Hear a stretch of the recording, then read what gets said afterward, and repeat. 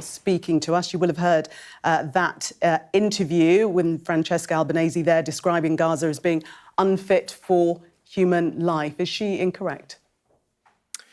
So thank you for having me on, Gillian. Look, firstly, Francesca Albanese has a record as long as your arm, Gillian, as you pointed out, on Jew hatred.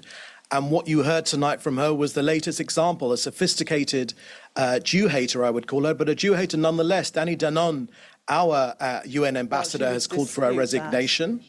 Our ambassador has called for her resignation because of propagating baseless accusations. He called her one of the most anti-Semitic figures in modern history, particularly on this false claim of genocide. You correctly identified Linda Thomas Greenfield, the US ambassador. She said that she was unfit for the role. The governments of France and Germany have both condemned Albanese. Even France called her scandalous. Germany called her appalling. She's even accused David Lammy, your own David Lammy, of being a genocide supporter.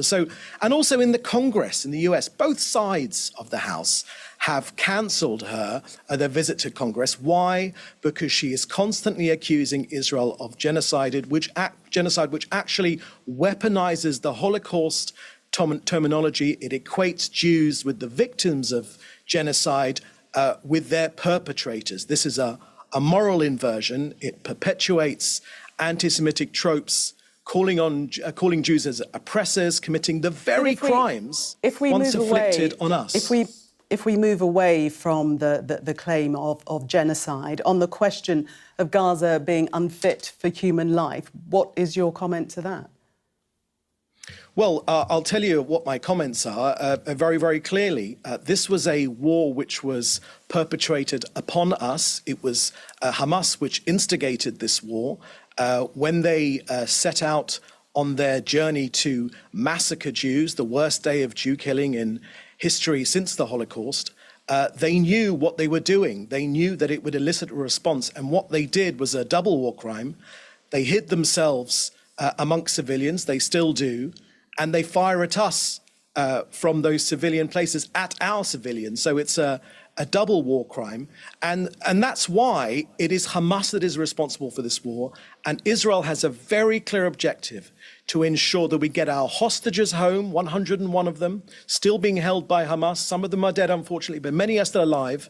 And you repeated the Prime Minister's plea there that, you know, to Hamas, if any Hamas are watching right now, let our hostages go, surrender, and firstly, you'll be allowed to leave with your family, but also you'll get $5 million.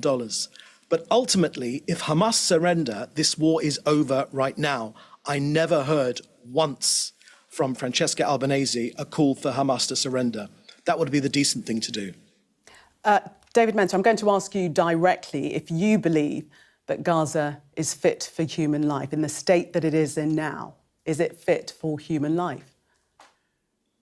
The only way it is unfit for human life is what Hamas have done to it.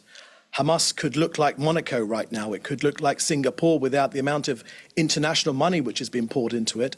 Unfortunately, that money has been sunk into the terrorist network, to underground tunnels, to ways to fight Israel, to destroy Israel. That is the definition, the dictionary definition of genocide. They wish to wipe us off the face of the earth. Iran are their backers. And of course, they've tried to do it, and if they were given the chance, they'd get the chance. They would try to do it again. The people responsible for the war in Gaza are Hamas. We're taking them apart. There's about 24 battalions. We've shattered about 23 of them. The remnants have regrouped in the north. We're taking them apart as well. But ultimately, Gazans are not going anywhere, and nor are Israel. So ultimately, Gazans will be able to live there in peace, but only with the leadership that wants to build their own future rather than to destroy my country. And is the bombardment of northern Gaza, is that proportionate? So there's no bombardment of northern Gaza. There is an effort to get civilians out of harm's way. That's precisely what we've done. We warn civilians in advance of our military action. No one says it's pleasant for civilians to have to move again, but Hamas are trying to get them to stay. And we're going after the Hamas terrorists in a targeted way. Now, again, this was not a war we wanted, but this is the way Hamas wanted to fight us. So every single casualty, civilian or otherwise, civilian deaths are a catastrophe, but every single casualty must fall at the feet squarely of Hamas, a genocidal terrorist organization. I want to ask you, though, is there any safe place within Gaza? Is there any safe place for people to go? Yes, there is. The Al-Mawasi safe humanitarian zone has been designated by the Israeli army as the place for civilians to go to. Again, no one says this is a pleasant experience, but we've got to do a job to defeat Hamas, to free Gazans from Hamas. When Gazans go to those humanitarian zones, they'll be able to get shelter, water, food, medical attention. Again, it's not a pleasant situation, but Hamas initiated this war. We're defeating Hamas, and then Gazans will be able to go home to build a better future for their kids, not with a mind to destroy this country. Just want to talk about the humanitarian aid, and the UN are warning that the amount of aid getting into Gaza is at its lowest level in a year, and that it can't distribute aid if Israel's military operations mean it's too dangerous. They can't get the aid to the people who need it. So, unfortunately, that's just an excuse, because the IPC, part of the UN, have always been wrong when it comes to the aid going into Gaza. There's over 1 million tons of aid which has gone into Gaza. It's 80% more food which has gone into Gaza than before this war. What we saw over the last 24 hours was Hamas and criminals looting the aid, looting it from UNRWA's trucks. UNRWA used to give it to Hamas. Now Hamas are looting it from the UNRWA trucks. But we are pushing more aid in there every day. And the Israeli government has made this absolutely clear.